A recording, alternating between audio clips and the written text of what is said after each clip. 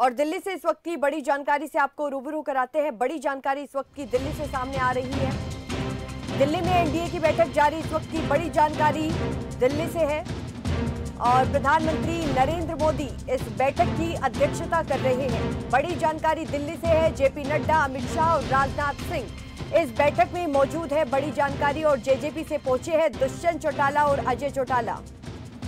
तो एनडीए की बैठक दिल्ली में जारी है और इस बैठक की अध्यक्षता खुद प्रधानमंत्री नरेंद्र मोदी की तरफ से की जा रही है और भारतीय जनता पार्टी के कई वरिष्ठ नेता इस बैठक में शामिल हैं। जेपी नड्डा, अमित शाह और राजनाथ सिंह भी इस बैठक में शामिल है। तस्वीरें आपके टेलीविजन स्क्रीन पर है और जेजेपी की तरफ से भी अजय चौटाला और दुष्यंत चौटाला ने इस बैठक में शिरकत की है।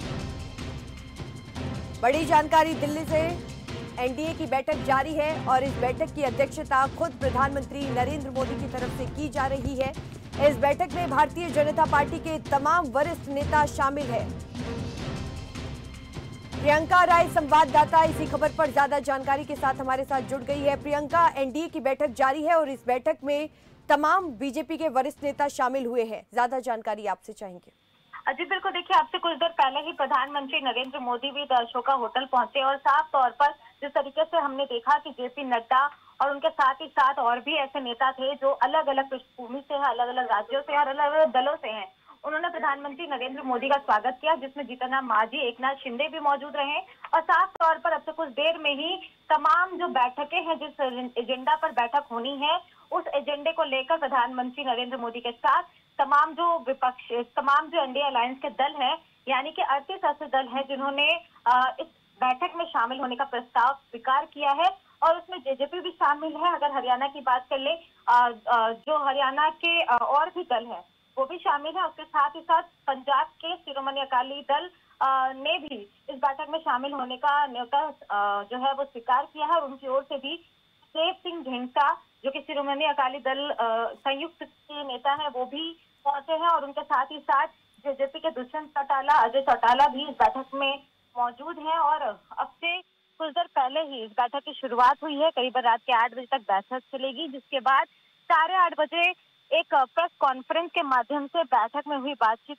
को लेकर अपना पक्ष रखा जाएगा और उसके बाद जिस तरीके से सामने 2024 का चुनाव है, तो सबसे इम्पोर्टेंट जो बात है वो ये है कि किस तरीके से एनडीए अपने अलायंस को और भी ज्यादा मजबूत करती है, किस तरीके से राज्यों में जो एनडीए है वो अपने दलों के साथ जो है वो गठबंधन तैयार करती है या फिर पृष्ठभूमि तैयार करती है और उसके साथ ही साथ आगामी चुनावों में बेहतर प्रदर्शन करती है।